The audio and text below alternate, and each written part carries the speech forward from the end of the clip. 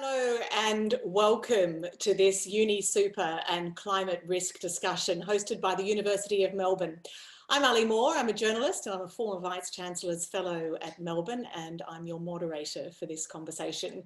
I'd like to begin by acknowledging the traditional owners of the land on which we meet wherever we may be, and pay my respects to their elders past, present and future. We all know 2020 has been a year of enormous economic and social upheaval. And if we're looking for a silver lining, just maybe it's the possibility that this pandemic has given us a once in a generation opportunity to accelerate our energy transition. COVID's opened the way for us to rethink how we do things. What was the norm is no longer the norm. And as we come out of this, the possibility for quantifiable change is real. So what's the finance industry doing to help bring change? And specifically this afternoon, UniSuper, which just a few days ago announced its commitment to achieving a net zero absolute carbon emissions in its investment portfolio by 2050. Last week, you will know that we saw a really good example of what investors can achieve if they put their minds to it. The dumping of some of Rio Tinto's top executives over the company's destruction of sacred Aboriginal science is a real holding to account that illustrates the possibilities. As you well know, UniSuper is a superannuation fund that represents Australia's tertiary sector, and that means many of you listening. And with this discussion, you have skin in the game. So I do encourage you to submit questions. You can use the Q&A function on your screen to do that, and I will do my absolute best to get to as many of those as possible. In just a minute, you'll hear directly from UniSuper about its climate strategy and how it makes its decisions. But first, and before I introduce our panel, I want to ask all of you who have tuned in a question. So if I can have our poll question up on the screen now. Are you satisfied with UniSuper's commitment and action on climate change? Yes, no, or unsure? Well, while you're answering that, let me introduce our panel. John Pearce is the Chief Investment Officer of UniSuper. John oversees the management of UniSuper's investment functions. Previously, he was the Colonial First State, and he has just popped up on your screen as well. Professor Frank Giozzo is the Director of the Centre for Climate and Energy Policy at ANU. Frank's a noted climate change economist. He was recently chosen as one of the 30 members of the core writing team for the IPCC synthesis report due in 2022.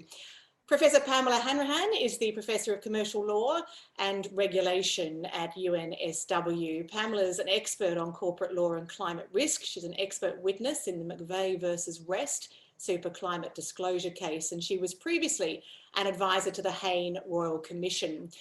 And Emma Hurd, the CEO of the Investor Group on Climate Change. Emma's worked on climate change, sustainability, public policy and finance for almost 20 years. She started when she was 2. And she's currently on the steering committee of the Australian Sustainable Finance Initiative and of Climate Action 100+. So to our wonderful panel, if you could just imagine a round of applause from everyone. Thank you so much for joining us. Before we get officially started with our discussion, let's go to our poll response. If we can have that up. Are you satisfied with UniSuper's commitment and action on climate change? Oh, there you go. 35% yes, 36% no, and 29% unsure. So let's see whether or not this discussion can make a difference. We're going to start with a short presentation from John. Let's see if he can convince all those people who are not convinced at the moment, and then we'll bring in our other panel members for a broader discussion. So John, if I can hand over to you. Well, thanks very much, Ali, and good evening, ladies and gentlemen. This evening, we're going to be discussing a subject that's evoked more passion than any subject that I've ever experienced in my 35 years of investing.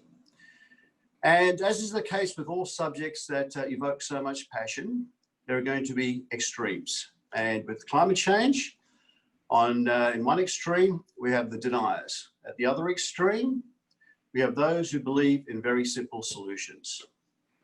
I believe they are both wrong.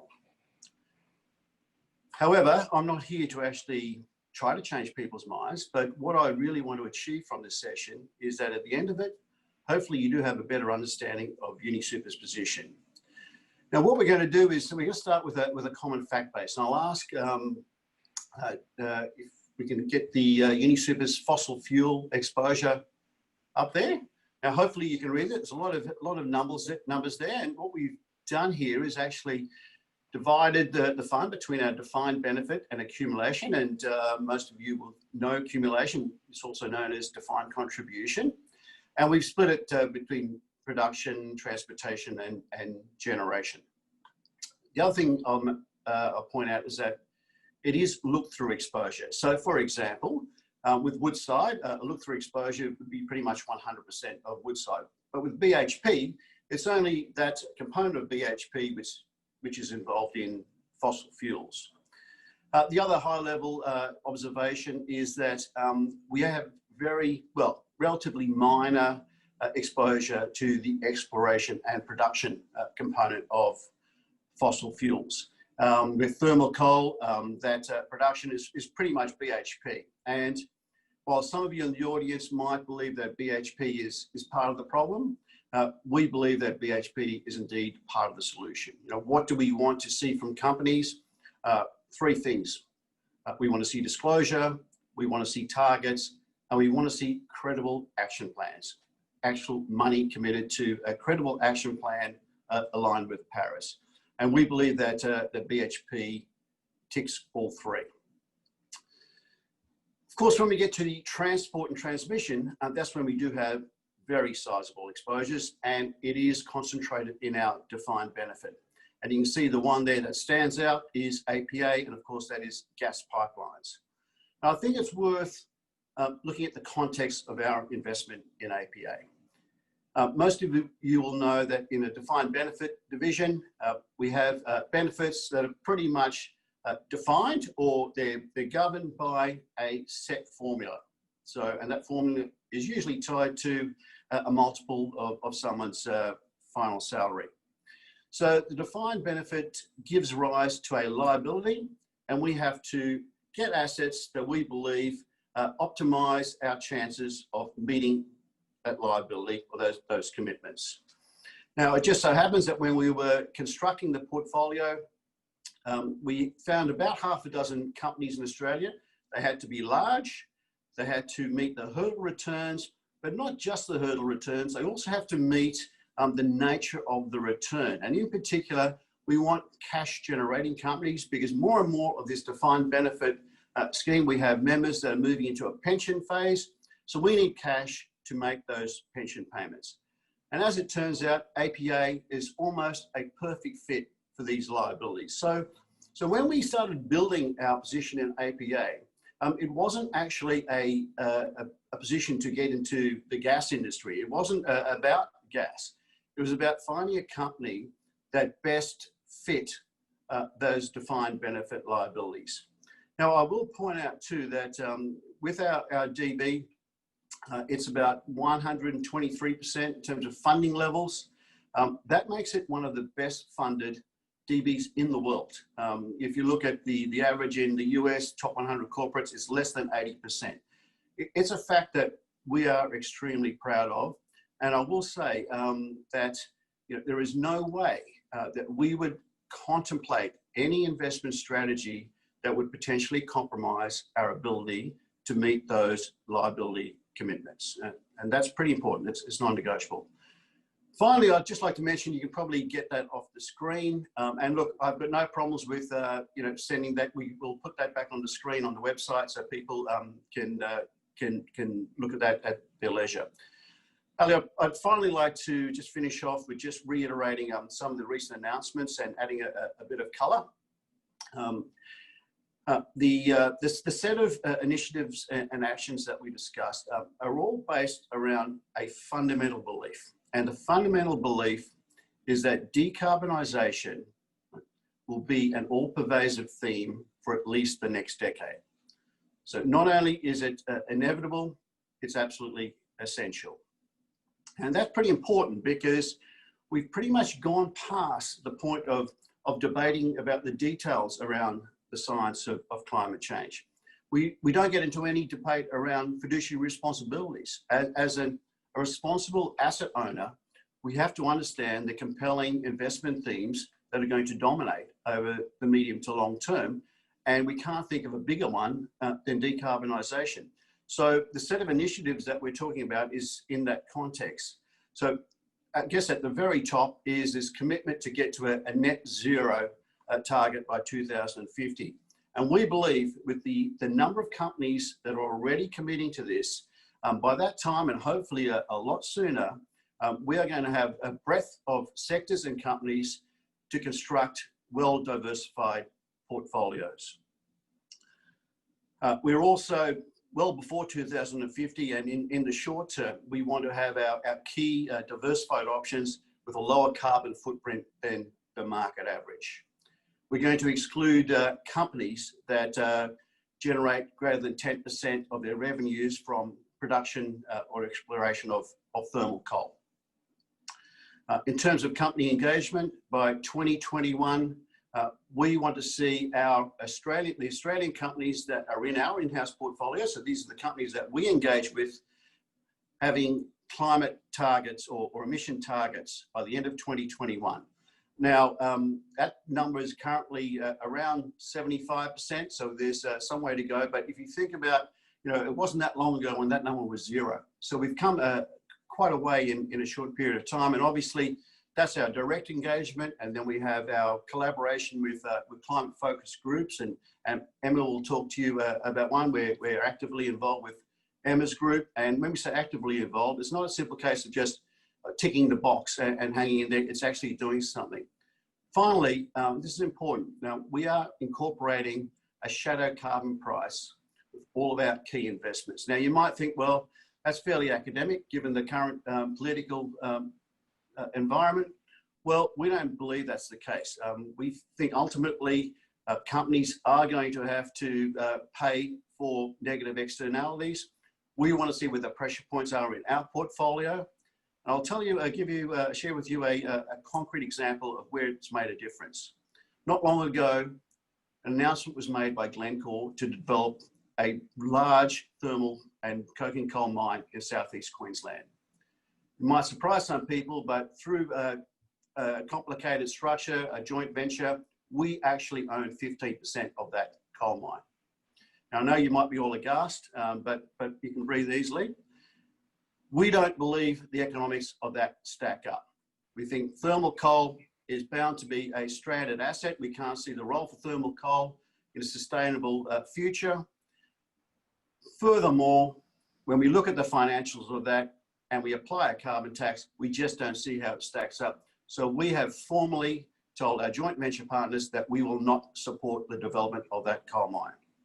Now, you might think that, well, 15%, how can you stop it? Well, it turns out that some of the decisions require 100%, so it could be fairly problematic for those. So I can't think of a more tangible way of us demonstrating how seriously we think the risks are that are posed by decarbonisation. And on that point, Ali, I know I've used up my 10 minutes, but I'll hand it back to you. Yeah, thanks, John. And there are lots of points in there that I know that we will discuss more broadly with our panel and with questions from the audience, which have started to come in already. I just want to quickly ask you one question. I mean, you clearly now have this fundamental belief that decarbonisation is the overarching theme. You're committed to net zero by 2050. You're also committed to contributing to a 45% reduction in emissions by 2030. My question would be, can you go harder? Can you go faster? You've got $80 billion under management. That must buy you some clout. We've got to be careful about the 2030 target, Ali, and I'll give you an example why it makes sense at a country level, but not necessarily at a fund level. If you think about the 2030 target, it's 45% reduction from 2012 levels. Well, I think it's 2016, but nobody really knows what those levels were. So let's just say, for argument's sake, it's a 30% reduction from these levels. Now, if you're a growing fund, it becomes quite problematic to hit those targets. If your fund, and I'll give you an example. If you are a fund that invests 100% in thermal coal and you halve in size, you'll actually hit that target. If you're a sustainable fund that doesn't have any fossil fuel assets and you double in size, you're not going to reach that target. So that's why the 2030 target itself is problematic at a fund level, because we are just an aggregation of debt and equity of underlying companies. Having said that, do we want to hit overall targets sooner rather than later? Of course we do. And we're putting pressure on where we've got a lot of influence. For example, our property assets, our direct property assets, right? We want them to get to net zero by 2025. Right? We think that's achievable, and we want to see it happen. So that's the pressure point that we're doing, where we see it. 2030 becomes problematic for a company like Tesla. At Tesla, we all know, these are the companies of the future, but manufacturers, right, are very high carbon emitters at the moment. Right? So they're increasing their carbon footprint, but over the life cycle, right, Tesla is just the sort of company that we want. So we've just got to be careful that we don't throw out the baby with the bathwater here. Frank, can I bring you in at this point and invite you to respond to what you've heard from John? Yeah, look, the fundamental point is for the funds management industry to be aware that decarbonisation is happening, like John explained to us actually, and that's not a normative judgment. That's a descriptive one, right? So you've got the Paris Agreement that, by all accounts, is being taken seriously in the boardrooms of the world in terms of investment decisions, and crucially, we've got technology making leaps and bounds and costs coming down of clean technologies, right? So we will see a largely decarbonized world economy. That's really quite clear to see. The speed is uncertain, but we know fundamentally that fossil fuels and indeed most greenhouse gas emitting activities are going to be things of the past, right? And so that's where the journey goes. So you want to be invested in things that are rising and not in things that are going down. And so for a mainstream forward-looking risk return maximizing fund, with a big financial responsibility, but also a social responsibility, decarbonization of the portfolio over time is the right way to go. Net zero is the right goal to have. The question is how fast, right? And the question obviously, and I expect there will be a lot of discussion over this, the question is then, what do you do about individual divestment decisions, right? Do you want to get out of coal? Do you want to get out of fossil fuels? Do you want to have some sort of threshold for that? Or is it better perhaps to just leave that to individual choice at the fund management level? In all of that, I would just make 2 points. One is really important to have clarity and transparency about this, so members can see what's happening, right? And also, I think it will be important to provide a fairly great deal of choice, in particular in the, where that choice is possible in the accumulation division, to allow members to vote with their feet or vote with their money and put their money into fund options that reflect their own personal views of the world and their preferences. And Frank, as you said yourself, speed is of the essence, and also really the very big question, how fast? Is UniSuper moving fast enough to keep temperature rises below 2 degrees and preferably far below 2 degrees? And indeed, is the broader business community moving fast enough? Well, with all respect to any fund and size of UniSuper, it's not in UniSuper's hands how fast the decarbonisation transition happens. But of course, a fund like that would have some or maybe considerable influence over some companies' investment decisions, in particular in Australia. And so in terms of the timing, the track record about predictions of the speed of change, technological change and cost change has been one of underestimating just how quickly this all goes, okay? So we're now actually in a much, much better place in terms of renewable energy costs as well as electric mobility, right? Than we thought just 5 years ago we might be in 2025 or 2030, right? Things are moving fast. And so really, it just comes down to wanting to be ahead of the curve, not only for the sake of the planet, but also for the sake of investment returns. Emma, can I ask you for your thoughts on UniSuper and what you've heard from John? And also, I guess, that question of influence and political clout, if I can put it that way, because I note that the investor group on climate change and the Climate Action 100 Plus coalition, you represent something like 47 trillion US dollars in funds under management. And I would imagine that if the political will is not necessarily there on behalf of governments, 47 trillion must buy you a fair whack of influence. Yeah, I would just clarify that the 47 trillion US is the entire collective of Climate Action 100, which is a global project. IGCC, much as we punch above our weight, we have 2 trillion in assets under management across the Australian and New Zealand funds industry, which is still a significant amount of money. And yeah, that's my point, is that you must carry some clout. Yeah, I mean, and I think it's really interesting in terms of the journey that the investment industry has been on. And normally I steer clear of the word journey because it sounds very corporate, but I think in this particular case, it's an accurate description. You know, it's interesting over the last 15 years. So IGCC founded 15 years ago. Over that period, we've seen a really interesting shift going on across the investment industry, both in Australia, but also globally. And the thinking has kind of gone from, how do we understand and manage climate change as fundamentally a financial and an investment risk? So where are the risks in our portfolios in different asset classes? Where are the industry sectors that need to have a really strong and effective response? How do we quantify it? How do we embed an active management approach into policies and processes for thinking about climate risk as a financial risk? And then most recently, how do we begin to view it as a systemic risk across the economy, both in Australia and globally, you know, with the potential to create, you know, kind of perverse outcomes in the investment landscape. So this is kind of where we began with this thinking. And where we are now is we're layering on top of that a secondary, even more profound series of questions, which is how do we begin to have impact?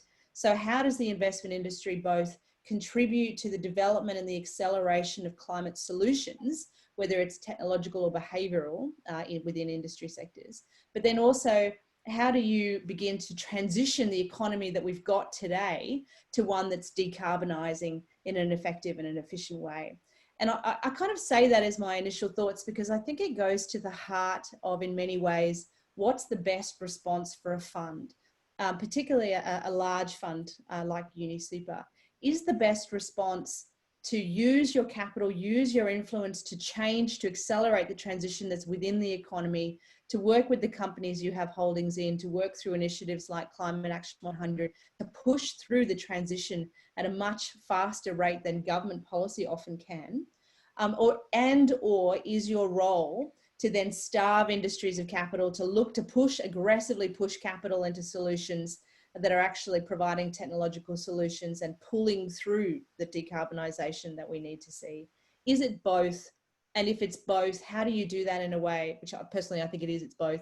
But then if it is in that way, how do you actually then deliver returns for your members, meet your fiduciary duties, and continue to invest in the economy and create jobs and all of those things that funds are meant to do while pushing through the decarbonisation agenda, I guess you could say.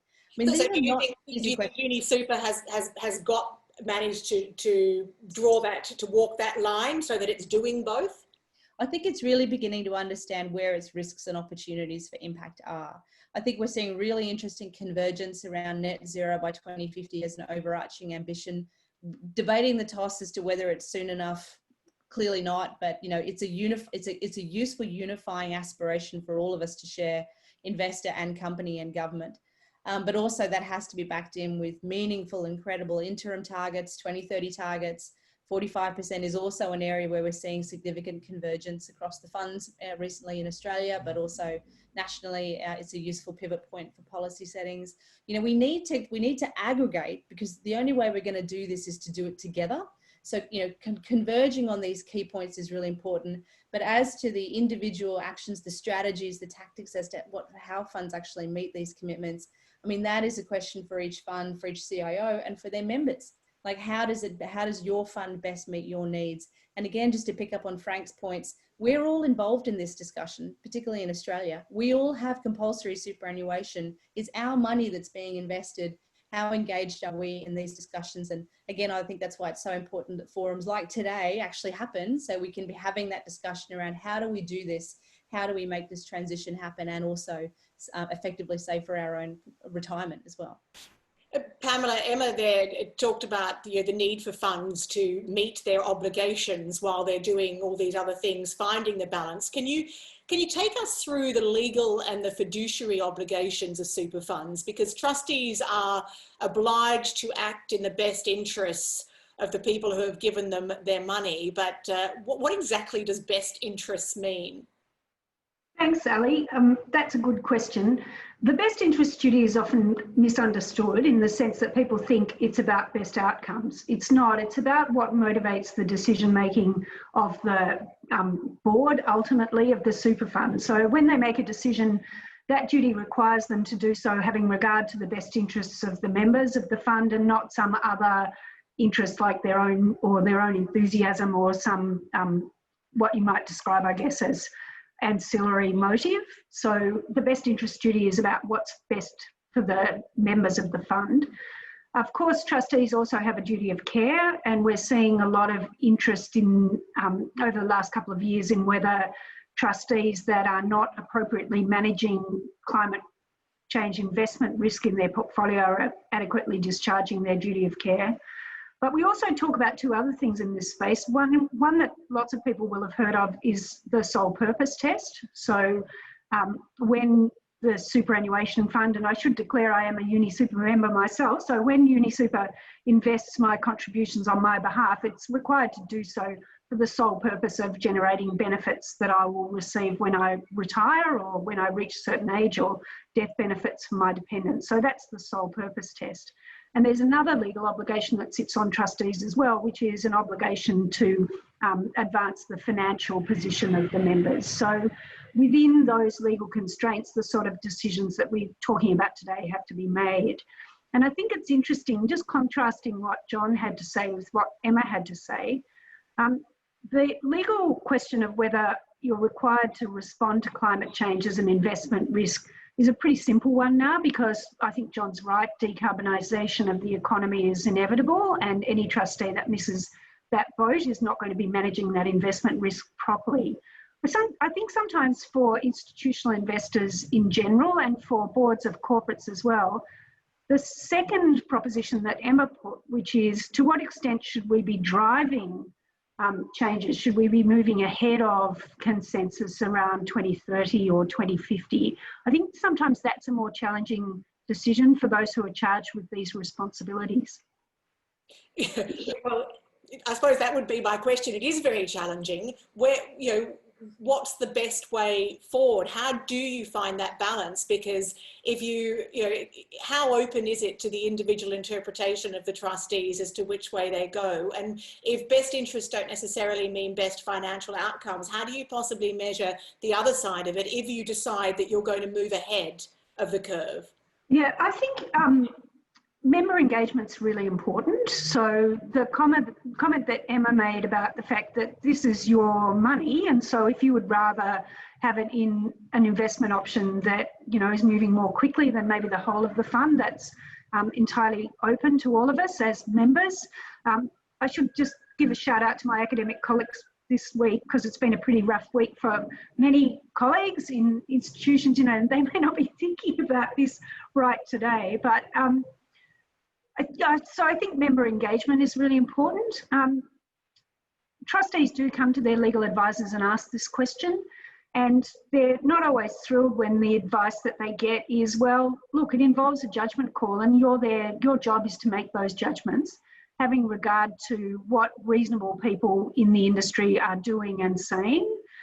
And sometimes I talk about cycling pelotons, that often for institutional investors, they want to be one out and one back in that peloton. So they don't necessarily want to be the lead rider on this as fiduciaries, but they certainly don't want to be in the middle of the pack where there's a risk that, there'll be a crash and everyone will fall. So it does involve a judgment by the board, ultimately supervising those who are responsible for the investment portfolio within the fund. And I think staying sensitive to member demands, but also broader developments in the investment community and in investment expectations, particularly in the absence of proper political will to make these complicated decisions, is part of the director's decision making in this space. John, let me bring you back in here, and I wonder, how does UniSuper balance this interest with outcome? And I had a little bit of a trawl of your website, and I did notice that in the Investing for a Better Future update, it's very clearly stated that you must act in a member's best financial interest. So how do you understand that balance? Just quickly, I was reminded that I didn't mention the fact that we do have 7 investment options that are fossil fuel free. Okay, so it's getting back to Frank's point. Look, in terms of whether you're talking about fiduciary responsibilities, best financial interests, sole purpose test, etc., these are not mutually exclusive, items, right? And we believe that recognising that decarbonisation is going to be an all-pervasive theme pretty much cuts through it all, right? Because once you've accepted that is essential and inevitable, right? You're acting in the best financial interest, which also happens to be consistent with the sole purpose test, which also happens to be consistent with broader fiduciary responsibilities. So we don't see them. We see it's perfectly reconcilable. Reconcilable, but is it really that simple? I mean, I look, for example, at something like Woodside. I mean, you have a very small holding, as you argue, in Woodside, but why keep it? Now, I assume that you're keeping it because you see that there are still returns to be made there. So there you've got a financial interest up against a broader, better future interest. Well, let's be, we can get onto a debate about gas generally, and that's where we do have a lot of our debates. Unlike thermal coal, right, which we don't see playing any role in a sustainable future, we do see a role for gas as a transition fuel as we speak today, right? That's our base case today. And when we talk about a transition source, we're not talking about baseload. We are talking about as a peaker, right? Baseload has to be renewables, but we need firming. And until the battery technology improves to the point where we're talking about days and weeks and not hours, right, we do need firming. And we believe that gas is going to play that role. And all the evidence we see today suggests that gas is doing that. And indeed, if you look at, no better source than the IPCC, if you look at their sustainable scenarios, gas is still playing a role in their sustainable scenarios. So, that's the point of debate. Now, let's be clear here, that's based on the facts available today. If sometime in future the facts change, so will our opinion and so will our portfolios. Okay, and I'll bring Frank in on gas in a minute, but I just have one more question for you, John, because again, if you feel that this balance is simple, can I ask why it took you so long to get rid of your pure play coal companies? Because New Haven and New Hope and Whitehaven, which you've now divested yourself from, Whitehaven shares have been in decline for something like 2 years now. And in fact, I read a really very colourful newspaper article where one of your members put it that not only are they cooking my kids with my super, but they're also losing money on it. Yeah, look, Ali, if we got every investment decision right, okay, they'd be writing books and making movies about us, right? Because we'd be making history. We don't get every decision right. Nobody does. Those exposures were actually tiny. They were tiny to start with. It was part of a more holistic approach to this whole thing. We've been on this journey for some time, right? We were one of the first funds to disclose our carbon footprint 3 years ago. It was a first edition. We had a second edition out last year. We're working on a third edition now. Not perfect, but at least we're doing this. What's changed is not some sort of about face or change in direction. What has absolutely changed is that my board is now insisting is that we are far more public in terms of our positioning on this, and we take a pretty holistic approach and start getting to the detail. And it turns out that we had some small thermal coal. Most of it was held by an external manager, not even ourselves. Some of it was held in passive portfolios. And we decided to screen that out. And by the way, on the subject of passive portfolios, I know that there are some big managers that have prided themselves on the fact that they're out of thermal coal. That's from their active. We're actually going to endeavour to screen it out from our passive portfolios where we're practical. But if you're saying, I've gone all dark here because I'm in a green building, so there's a positive, Ali. Okay, it's no reflection on whether or not they like what you're saying, John. Sorry, why don't you ask another question? I'll try and get the light working. Okay, Frank, let me ask you about gas, because it is a really interesting one, and we've seen it played out in the front pages of the newspapers just over the last few days. The Prime Minister wants a gas-led recovery, but it seems to me it's a bit like putting a pack of economists in a room, put a pack of scientists in a room, and you can't get agreement on gas. What is your thinking on whether or not what you heard from John is valid? I mean, he's absolutely adamant that they won't compromise their ability to meet their defined benefit obligations, and that APA fits that perfectly. Oh, look, on the gas-led recovery, I think there's very widespread agreement among people who analyze these things that, you know, there is not really such a thing as a gas-led recovery, right? The more complicated thing here is that we are, to an extent, relying on gas as a balancing fuel in the power grid, right? And the question is, will we be relying more on it in the future, right? So I would say, based on the research we've done, right, the chance that we'll be relying more on gas in the future is a very slim one, because the costs of energy storage are coming down really quite rapidly. And you'd think that gas over time will play a more and more marginal role in the system, right? We will not get rid of gas anytime soon, because we will want to have those gas peaking plants in reserve for periods of time where we have relatively high energy demand and relatively low influx of renewable energy generation opportunities, right? So, of course, you could cover it all with storage. It just gets extremely expensive, right? And turning on the gas for a while, maybe just a few percentage of average generation over a year, will likely be the most cost-effective solution for quite some time to come. And so, Frank, is there money that we saved and invest in something else that reduces emissions. Well, I was going to say, is there any risk at this point in 2020 that John could end up holding a legacy asset, or as long as he's flexible with his future approach, it's perfectly legitimate to continue to hold APA at the moment?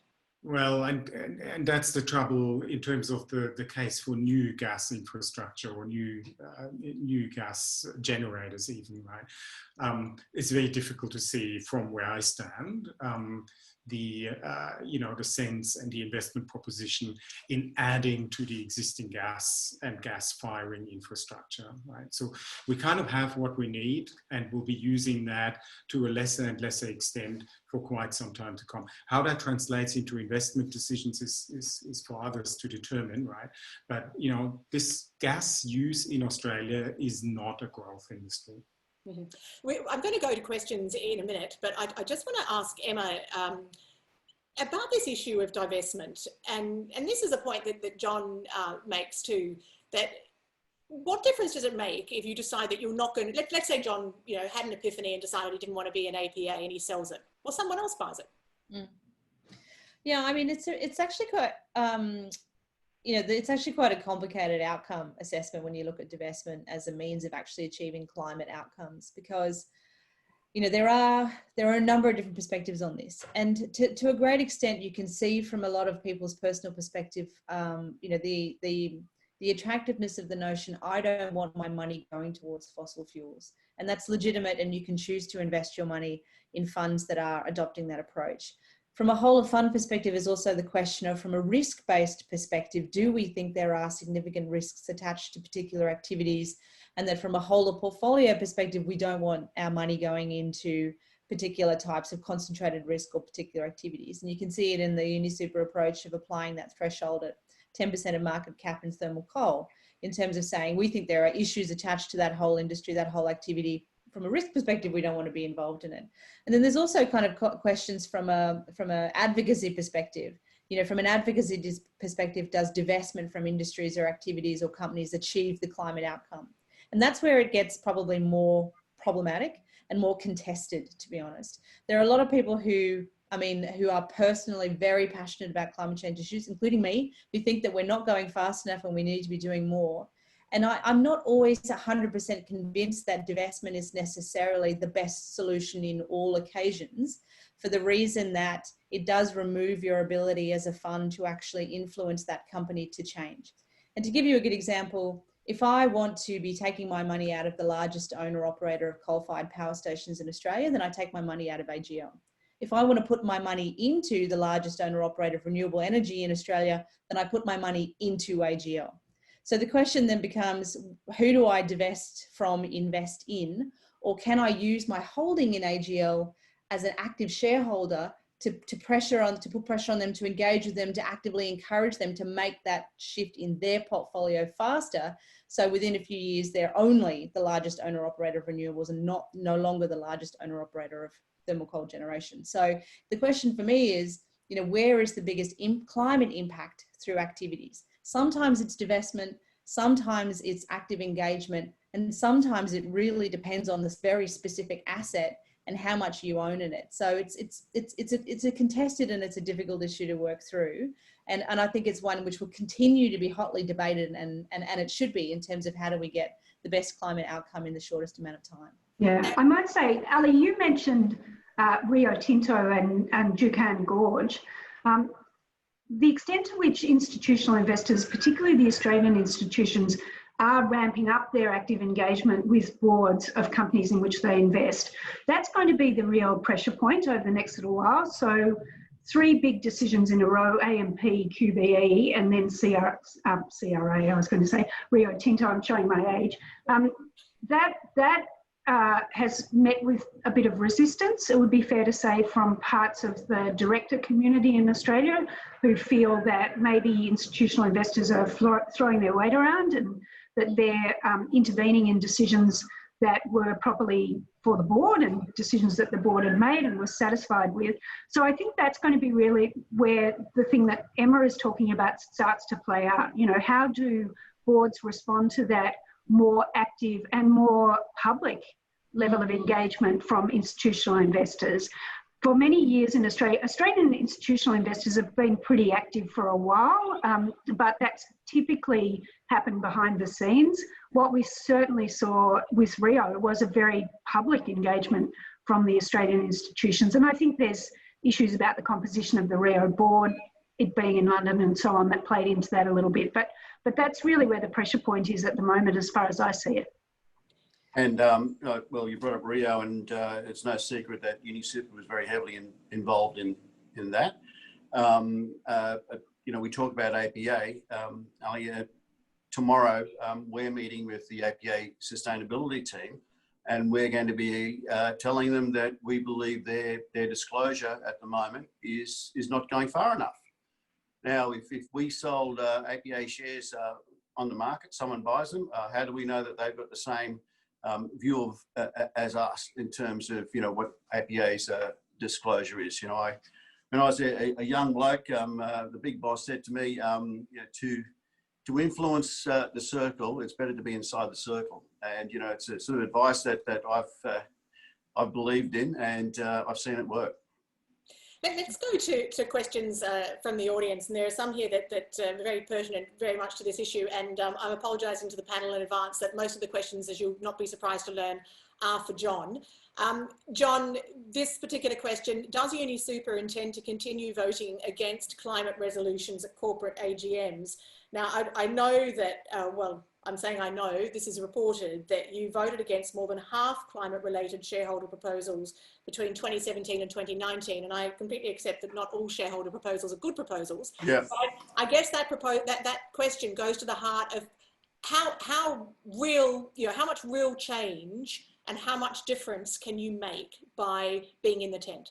Yeah, I suspect that we'll be voting in favour of more resolutions in the future than we did in the past. But let me give you 2 examples. We voted against the BHP resolution. We voted in favour of the Woodside resolution. So it's not a hard and fast rule that we're voting against all of them. We voted against the BHP resolution because we don't believe those proposing it fully recognise the efforts that BHP is actually making on those 3 fronts: disclosure, targets, and genuine, credible action. Right. So, we think the BHP board's doing a good job. When it comes to Woodside, and this goes to the point made before about the future of gas. Look, we think, I agree, the gas, it's about the right levels at the moment. Are we comfortable about, new gas, looking at new resources and mining new resources, and with a payoff somewhere in the 30s and 40s, etc.? Well, now we've got a bit of an issue, and we want Woodside to be pretty clear in terms of what numbers they're going through, right, to justify a big investment in Scarborough or Browse, etc. So it's not just a hard and fast rule. We will discriminate, but I suspect that now that companies have had more time to get their act together, we're likely to be voting in favour of more than we have in the past. Another question: are you investing in renewables, and at what level? Look, are we going to go and buy a wind farm anytime soon? Not likely, because the prices being paid to us are absolutely exorbitant, and that's one of the dangers of these hot sort of sectors, is that a lot of capital chases not enough assets, and prices just get bid up. Having said that, we've got we've got 3 sustainable options. One of our best performing option is what we call global environmental opportunities. And that has a lot of these companies. I wouldn't say they're renewables, but the saying goes, in a gold rush, don't invest in the miners, invest into those that are selling the picks and shovels. So you've got Vestas, you've got Tesla, you've got these sort of companies, Siemens, etc., that are really benefiting from the tailwind of this strong decarbonisation trend, and that's where we'll be directing our money. This is a question that I want to just put to each of the panelists for a brief response. And it goes to the very first point that I was making about the speed of this whole transition, something that Frank talked about as well. The question is, Professor Tim Flannery recently warned the world has a 2-year tipping point, after which we will lose the ability to reduce carbon emissions and control climate change. Does the panel agree with this assessment? Frank, if I can ask you first, a 2-year tipping point? I don't think that anyone can determine a specific tipping point. Look, the headline ambition, right, including in the Paris Agreement, is to keep temperatures to well below 2 degrees with a view to 1.5, right? So in the circles I talk to, including colleagues in the IPCC, there are precious few people who believe that 1.5 is still achievable. Okay, so that's the reality.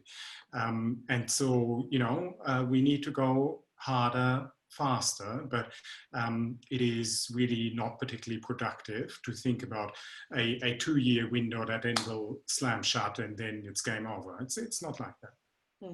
Pamela?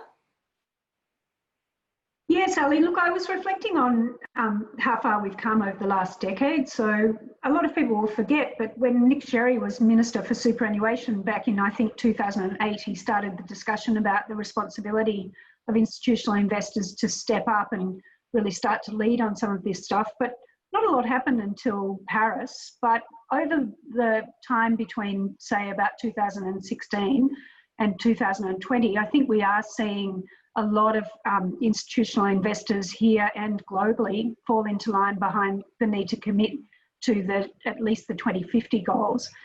So maybe if we had a level of consensus in the finance sector about the risk that this faces and the sorts of steps that might be taken to address it within 2 years, that would be a really positive development.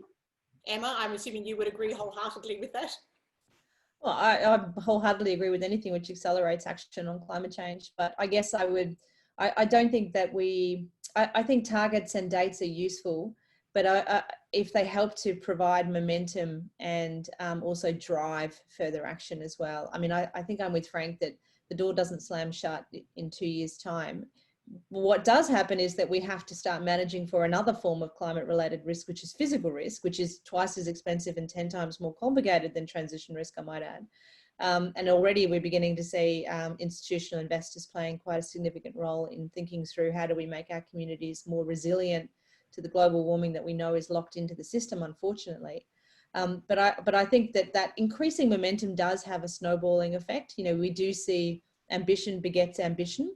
I also think that this is not something that's just begun in the last few years. I think this is something that's been building for a number of years through the social responsible investment, ESG. These are all connected to the same sorts of trends around the capacity of capital to influence for positive social and environmental outcomes. So I think it is part of a wider conversation that's also going on at the same time. Anything that we can do to go faster is better, but I don't think we should declare it game over if we haven't achieved everything we want to in 2022. John, another question for you, which also ties in with a question that I haven't asked you, what I wanted to ask you. The question from the audience is, why doesn't UniSuper advertise the fossil-free options in their leaflets, highlighting that they outperform fossil fuel investments? And my question linked to that is, why is your default fund not a sustainable fund? Well, a couple of things there. Firstly, we're not actually a public offer fund. All right, so we don't, as a rule, we don't do any advertising, and it's something that the vast bulk of our members are extremely happy with. You know, we do obviously on our websites, etc. We promote it on videos, but we just generally don't advertise. Now, you know, if sometime in the future we decided to open up to more of the public, I'd imagine that one of the strong, very strong stories that we have to tell is the performance of our sustainable options. That's the first thing. In terms of the second part of the question, why isn't the sustainable a default option? The default option is actually our defined benefit, right? And that is that's a function of history, and the defined benefit fund has served our members extremely well as a default option. We're very proud of the fact that not a single dollar of accrued benefits have ever been lost, come hell or high water, in our defined benefit. And indeed, during the depths of COVID, okay, that surplus and defined benefit, you can imagine how comfortable many of our members were, right, when others. So that is our default option. That's a decision that's made by the board. It's been part of the, I guess, the UniSuper, you know, core value proposition, core differentiator, and that's what we're running with. Can I ask you though about that? And I accept that maybe advertising is not the right question. Not the right way to phrase it, but do you think that the fund generally does enough to shout from the rooftops which the best perform? I mean, I'm a member of UniSuper, and I certainly was not conscious of that until I started researching this particular webinar. So I just wonder whether there is a question there about not so much transparency as just making it accessible for people who don't know. Well, Ali, clearly you don't watch any of the videos that I produce, so we'll leave that to one side. Look, there's a great internal debate, all right, as to whether we do promote ourselves enough. The word does seem to get out because we did open our fund up to family, and in very short order, through word of mouth, we raised $2 billion.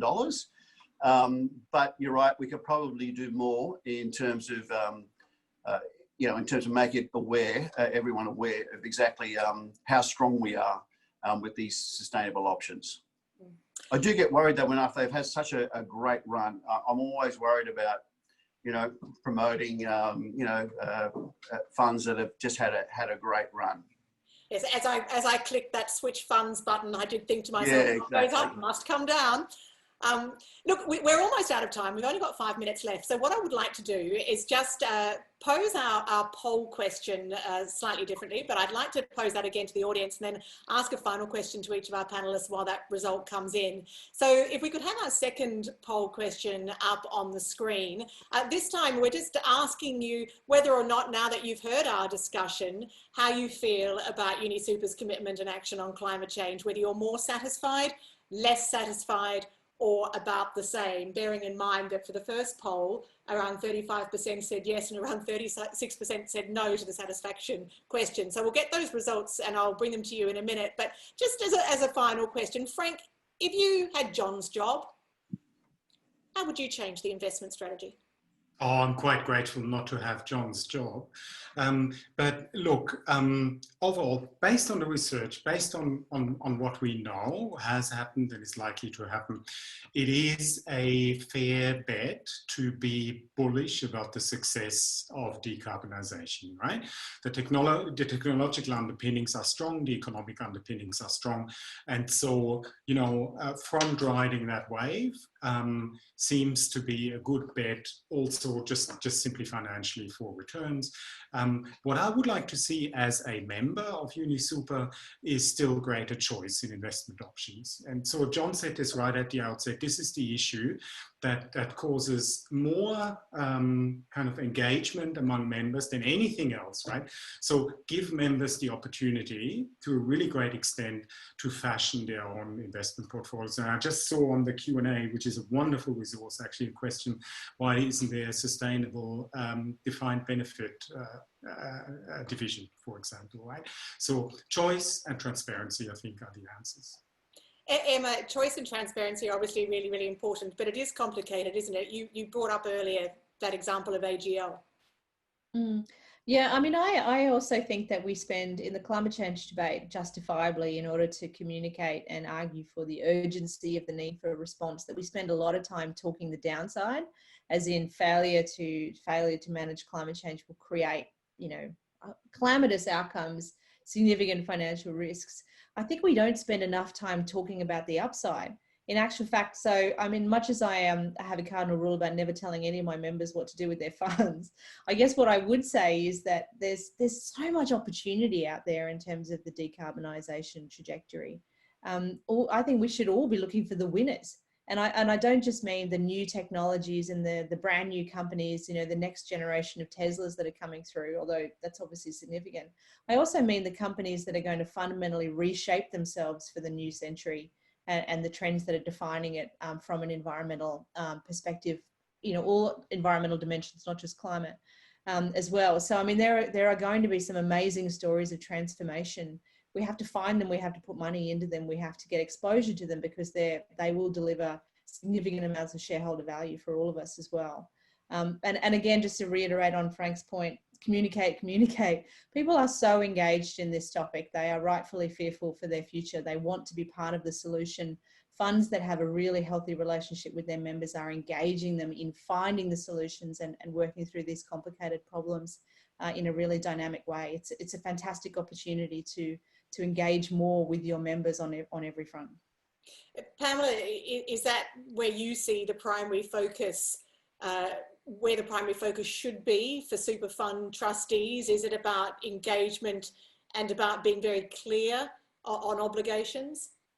I think it is, and I would send out a plea for those members.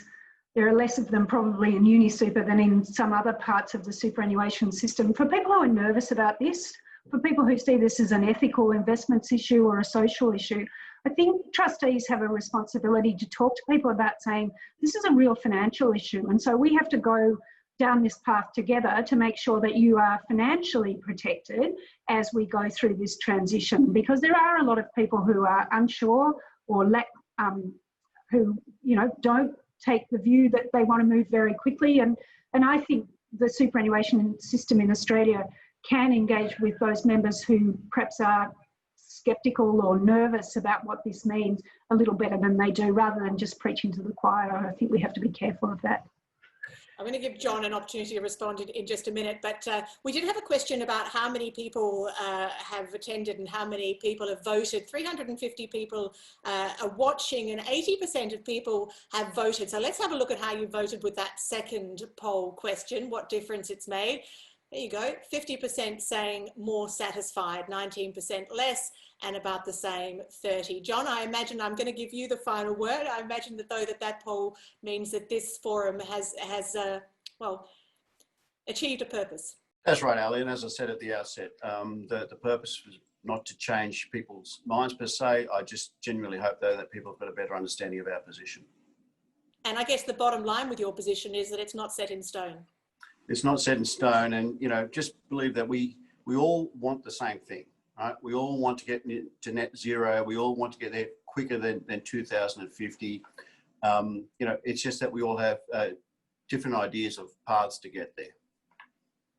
Well, it just is up to me now to say an enormous thank you to our panel, to Frank and to Pamela and to Emma and to John for making yourselves available and being so very generous with your time and your insights, and to all of you who have taken part and been so terrific with all of your questions. It would be lovely to be able to do this more regularly, as it is something that really does affect all of us. So thank you all for tuning in and for taking part, and stay safe. We wish you well. Thank you.